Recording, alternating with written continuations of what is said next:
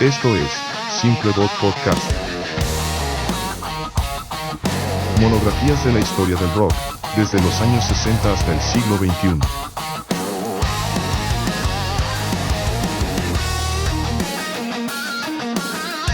Conducido por Marisa Simpson y Juan Pleite. ¿Qué tal? Hoy vamos a hacerle, la autopsia musical a una banda que es básicamente la banda sonora de los 80 para muchísima gente, pero que esconde una historia mucho más compleja y fascinante de lo que parece. Hablamos, por supuesto, de Alphaville. Nos vamos a echar un clavado a fondo en su carrera. Para guiarnos tenemos una pila de fuentes. Su discografía completa, varios artículos biográficos, reseñas de sus álbumes y, lo más jugoso, entrevistas directas con el único miembro original que queda, Marianne Gold. La misión de hoy es entender cómo un trío de chavos en un sótano de Alemania, con sintetizadores que ellos mismos describían como de juguete, logró componer himnos que han trascendido generaciones. Y sobre todo, cómo han logrado no convertirse en una pieza de museo. Es una historia de reinvención constante. Y para entender esa historia hay que empezar justo ahí, en ese sótano en Münster, Alemania Occidental, en 1982. Los fundadores son Marianne Gold, Bernard Lloyd y Frank Mertens. Pero lo curioso es que su primer impulso no fue llamarse Alphaville. Ah, no. ¿Tenían otro nombre en mente? Totalmente. Su primer nombre fue Forever Young. ¿En serio? Sí. Prácticamente bautizaron el proyecto con el nombre de su himno más grande, incluso antes de que lo fuera. El nombre Alphaville vino después, y es un guiño cinefilio muy específico. De la película de Jean-Luc Godard, cierto. Esa distopía de ciencia ficción en blanco y negro. Ya desde el nombre estaban marcando un tono muy particular. Tecnológico, un poco frío, futurista. Exacto. Y esa visión chocaba de frente con su realidad. Hay una cita increíble de Marianne Gold que lo pinta perfecto. A ver. Era básicamente de juguete. ¡Wow! Es la clásica historia del punk, pero con sintetizadores. O sea, la ambición artística era mucho más grande que las herramientas que tenían a la mano. Y de alguna forma, esa limitación fue su gran acierto. Con esos juguetes, en 1984 lanzan su álbum debut, Forever Young, y el mundo explota. De ahí salieron 3 sencillos que son historia pura del synth pop. Sounds Like a Melody, Forever Young y, claro, el primero que rompió todo, Big in Japan. Es que el éxito de Big in Japan fue inmediato y masivo. Número 1 en Alemania, Suecia, Suiza. En todos lados. Y hasta en la lista dance de Billboard en Estados Unidos. Los puso en el mapa de un día para otro. Y la historia detrás de esa canción es fascinante. No era una canción nueva para Gold, ¿o sí? Big in Japan. Claro, la banda de Holly Johnson, antes de que formara Frankie Goes to Hollywood. Es increíble cómo se conectan todas esas escenas musicales. Totalmente. Y Gold tomó esa frase ser grande en Japón y la convirtió en una metáfora muy poderosa. En sus propias palabras, era una fantasía sobre tener éxito en un lugar lejano, en otro mundo, mientras en tu realidad eres un fracasado. Dijo que era una mentira del perdedor. ¡Guau! ¡Qué fuerte! Y que encajaba perfecto con la historia que quería contar. Que, si no me equivoco, estaba inspirada en la escena de adictos alrededor de la estación del zoológico de Berlín Occidental, un lugar bastante sórdido en esa época. Precisamente, la canción es mucho más oscura de lo que su melodía tan pegajosa sugiere. Es una historia de anhelo y escape desde un lugar muy sombrío. Ok, entonces tienes el éxito más grande de Europa, una canción que todo el mundo canta. Lo lógico es salir de gira y capitalizarlo, ¿no? Pero aquí viene un dato que me vuela la cabeza. No lo hicieron. ¿Por qué? Es una de las decisiones más anticomerciales que una banda puede tomar en ese momento. Y la razón, según confesó Marianne Gold años después, fue pura inseguridad. ¿Inseguridad? ¿Con ese éxito? Sí, no se sentían lo suficientemente buenos como músicos para replicar en vivo el sonido tan pulido que habían logrado en el estudio. Se verían a sí mismos, y esta es su frase, como ratas de estudio. ¡Qué locura! El escenario les daba pánico. O sea, la presión del éxito fue tan grande que en lugar de abrazarla, se escondieron. Y me imagino que esa tensión interna tuvo consecuencias. Inmediatas. Frank Mertens, uno de los tecladistas fundadores, no aguantó la presión y dejó la banda en diciembre de 1984. Justo en la cima de su popularidad. En la cima absoluta. Su lugar lo tomó en 1985 Ricky Echolet, un viejo amigo de Gold que trajo guitarras y más teclados a la mezcla. Con esta nueva alineación, la dinámica en el estudio cambió. Se nota en su segundo álbum, Afternoons in Utopia, de 1986. Se nota que intentan expandir su sonido. El álbum es más ambicioso, quizás un poco menos inmediato que el debut, pero les dio otro éxito sólido, Dance With Me. Ah, claro. Fue top 20 en varios países de Europa. Demostraron que no eran una banda de un solo hit, lo cual era crucial. Pero después de consolidarse, parece que tomaron un desvío bastante radical. Hablemos de su tercer álbum, The Breathtaking Blue, de 1989. Esto ya no suena al Alphaville de Big in Japan. Para nada. Aquí es donde la banda decide conscientemente darle la espalda al éxito pop. Trajeron a Klaus Schulze para producir. El de Tangerine Dream. El mismo, un padre de la música electrónica alemana. Eso ya te dice que no buscaban hacer sencillos para la radio. Y el concepto visual también fue una locura. En lugar de videos musicales hicieron una película. Una película llamada Songlines, donde 9 directores diferentes, incluyendo gente como Godard, crearon un cortometraje para cada canción. Era un proyecto de art house total. Vaya. Y la descripción que da Marian Gold de ese álbum es brutalmente honesta. Dijo que fue un disparo arrogante y autoindulgente hacia el futuro con la espalda hacia la audiencia. ¡Wow! Con la espalda hacia la audiencia. Eso suena a que había una guerra interna. La había. Gold admite que estaban en conflicto constante entre ellos.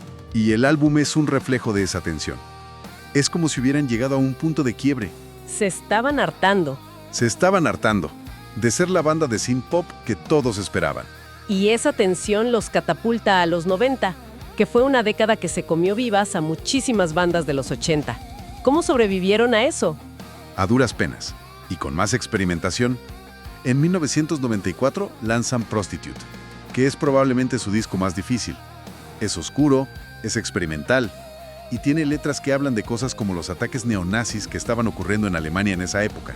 O sea, se alejaron por completo de la fórmula. Imagino que comercialmente fue un desastre. Un fracaso total. El público que los amaba por Forever Young no entendió nada. Parecía que la banda se dirigía a la irrelevancia. Pero entonces pasa algo fascinante, porque 3 años después, en 1997, sacan Salvation. Y aquí la historia da un giro de 180 grados. Es uno de los regresos más interesantes de esa década. Con Salvation deciden volver a sus raíces de synth pop.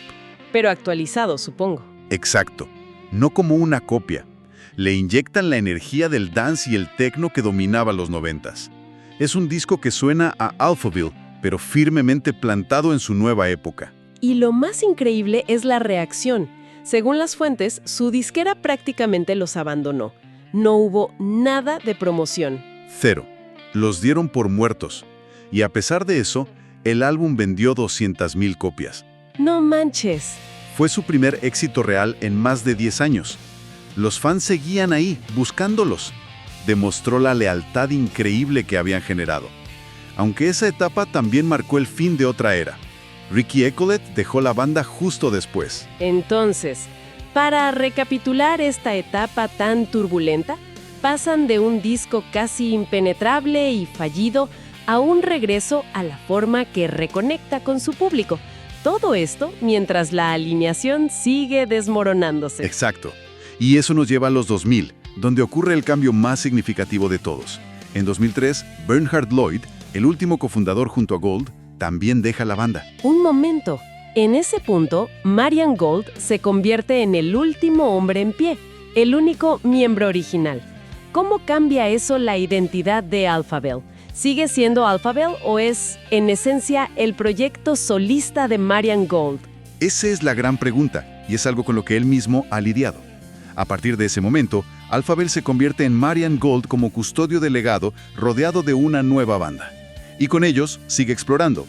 En 2010 lanzan Catching Rays on Giant, que muchos fans consideraron un regreso triunfal al sonido clásico, muy melódico. Y luego se volvieron a reinventar. Sí, en 2017 con Strange Attractor, que es un disco más rockero, más oscuro. Demuestra que Gold no tiene interés en quedarse quieto. Es increíble esa capacidad de motar. Pero mientras todo esto pasa, hay una canción que parece tener vida propia, completamente independiente de la banda. Hablemos del legado imparable de Forever Young. Es un fenómeno cultural. La canción nunca se fue. En los 2000, una nueva generación la descubre gracias a la película de culto Napoleon Dynamite. Cierto. Luego, en 2009, Jay-Z la samplea en su mega éxito Young Forever, presentándosela al mundo del hip hop. Y cuando crees que ya no puede llegar más lejos, en 2024 explota de una forma que nadie vio venir. Es una locura. Gracias a una tendencia en TikTok, la canción original, 40 años después de su lanzamiento, resurge y llega al número 1 de la lista Billboard Top 100. 10 semanas se mantuvo ahí, una canción de 1984, dominando las listas en la era del streaming. ¿Cómo se explica eso? El propio Marion Gold dice que es un enigma para él. Su teoría es que es una especie de lienzo emocional en blanco. Como un lienzo en blanco. Pues que la gente la usa en bodas para celebrar el amor eterno, en funerales para lamentar la pérdida, en cumpleaños. La letra es lo suficientemente ambigua y la melodía es tan universal que se adapta a cualquier emoción humana. Cada generación la proyecta con sus propias esperanzas y miedos. Y esa cualidad casi arquitectónica, casi sinfónica de sus canciones, llevó a Gold a cumplir un sueño que, según dice, tenía desde hace décadas. El proyecto Eternally Yours de 2022. Un proyecto que en papel suena muy arriesgado. ¿Cuántas bandas de pop han intentado hacer un álbum sinfónico y el resultado es cursi? Oh, pretencioso, sí. Pero con Alphaville funcionó de una manera espectacular. ¿Por qué crees que funcionó tan bien para ellos? Por la filosofía con la que lo abordaron. Hay una cita de Gold que es la clave de todo. Dijo: no queríamos que fuera la banda tocando frente a una orquesta. Queríamos que la orquesta fuera la banda. ¡Ah, qué buena distinción! No se trataba de ponerle un arreglo de cuerdas a una canción pop.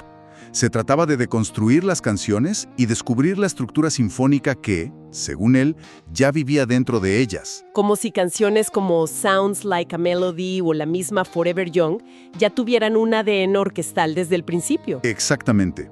El álbum reveló esa verdadera naturaleza de las composiciones, y el resultado comercial fue increíble. Alcanzó el número 2 en las listas de Alemania. Fue el mayor éxito en las listas de toda la historia de la banda, más alto que el debut. Después de llegar a esa cumbre sinfónica, lo fácil sería retirarse o seguir haciendo giras orquestales. Pero parece que tienen otros planes. Siempre los tienen. Ya están hablando de su próximo álbum electrónico que se llamará Thunder Baby. Y la descripción de Gold es perfecta. Dice que será música muy, muy simple y naïve. Es el cierre perfecto del círculo. De los sintetizadores de juguete en un sótano a la orquesta sinfónica más grande de Alemania y de vuelta a la simpleza de una caja de ritmos y un sintetizador. Para concluir, la historia de Alphaville es mucho más rica que ser la banda de Forever Young. Es una crónica de evolución, de crisis creativas que casi los destruyen y de una capacidad casi milagrosa para perdurar, reinventando su propio legado una y otra vez. Y eso nos deja con una idea para darle vueltas. ¿Cómo es posible que una canción como Forever Young, creada en un contexto tan específico como la Guerra Fría, la amenaza nuclear y la escena underground de Berlín, sigue resonando con una fuerza tan brutal en nuevas generaciones que viven en un mundo completamente diferente 4 décadas después? ¿Es la melodía, la letra, o hay algo más intangible, casi mágico, en la forma en que captura un anhelo humano universal que le da esa inmortalidad? Muchas gracias por habernos acompañado. Somos Simple Bot Podcast.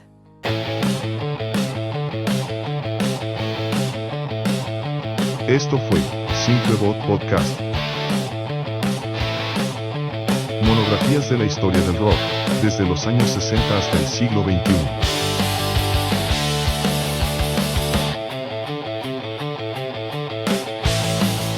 Conducido por Marisa Simpson y Juan Pleite.